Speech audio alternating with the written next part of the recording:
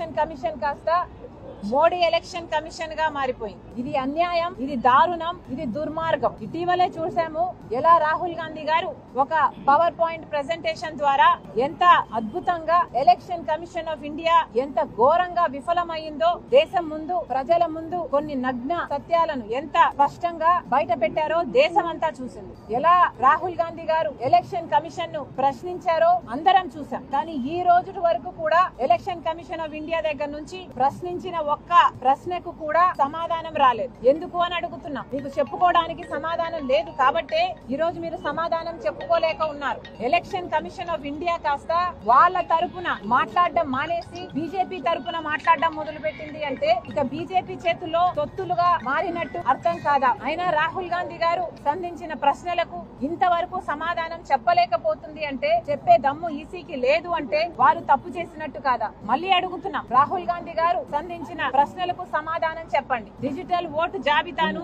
ఎందుకు బయట పెట్టడం లేదు ఈసీ? సీసీ ఫుటేజ్ ను ఎందుకు నాశనం చేస్తున్నారు? నకిలీ ఓట్ల నమోదును ఎందుకు నియంత్రించలేకపోతోంది ఈసీ? ఎంత దారుణంగా ఎంత మందిని అసలు ఒక్క శాంపుల్ తీసుకున్నాడు రాహుల్ గాంధీ గారు. కర్ణాటకలోని మహదేవ్పుర కాన్స్టిట్యుయెన్సీలో ఒక్క శాంపుల్ తీసుకుంటే ఆ ఒక్క శాంపుల్ లోనే 1,00,000 ఓట్లు, 1,00,000 బోగస్ ఓట్లు, 1,00,000 నకిలీ ఓట్లు తేలాయి అంటే ఇది ఎంత దారుణమైన విషయం, ఇది ఎంత అవమానం కలిగించే విషయం. భారతదేశంలో ప్రజాస్వామ్యము ఇంకా బ్రతికే ఉందా లేదా, అసలు ప్రజలే నాయకుల్ని ఎంచుకుంటున్నారా లేదా అన్న అనుమానాలు కలగటం లేదా? ఒక్క శాంపుల్ లోనే 1,00,000 ఓట్లు బోగస్ ఓట్లని తేలాయంటే చాలా మటుకు కాన్స్టిట్యుయెన్సీలో ఒక 5,000తోనో 7,000తోనో గెలిసే కాన్స్టిట్యుయెన్సీలు ఎన్నో ఉంటాయి. అలాంటిది ఇక్కడ మహదేవ్పురాలో 35,000తో క్యాండిడేట్ గెలవడం జరిగింది, బీజేపీ క్యాండిడేట్. మరి 1,00,000 ఓట్లు బోగస్ ఓట్లు అయితే మరి 35,000తోనే గెలిచాడు అంటే ఆ గెలుపు ఎలా అవుతుంది? నకిలీ చెల్లని ఓట్లు, చెల్లని పేర్లు, చెల్లని అడ్రస్లు, చెల్లని ఫోటోగ్రాఫ్లతో ఇలా 1,00,000 ఓట్లు సృష్టించగలిగారు, నమోదు చేయగలిగారు అంటే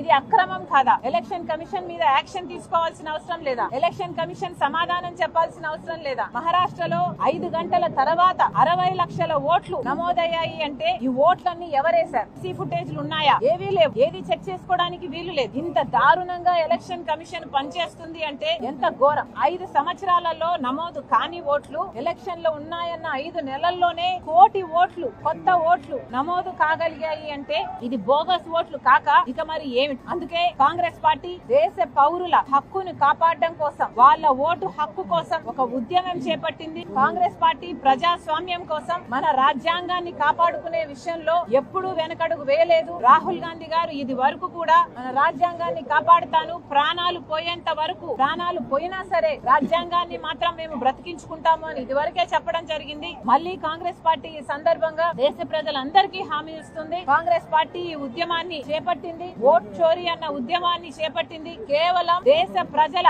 ఓటు హక్కు కాపాడడం కోసం. మరోసారి డిమాండ్ చేస్తున్నాం, ఎలక్షన్ కమిషన్, ప్రధానమంత్రి మోడీ గారు దీనికి సమాధానం చెప్పాలి. ఎలక్షన్ కమిషన్ అవకతవకలన్నిటి మీద హై లెవెల్ ఎంక్వైరీ ఒకటి జరగాలి. ఎలక్షన్ కమిషన్ అంతు తేల్చాలి. ఇది ఎందుకు జరిగింది, ఎలా జరిగింది, మళ్ళీ జరగదు అన్న భరోసా దేశ ప్రజలకు కల్పించాల్సిన అవసరం, బాధ్యత ఎలక్షన్ కమిషన్ మీద అయితేనేమి, మోడీ గారి మీద అయితేనేమి ఎంతైనా ఉందని మరోసారి కాంగ్రెస్ పార్టీ చెప్తోంది.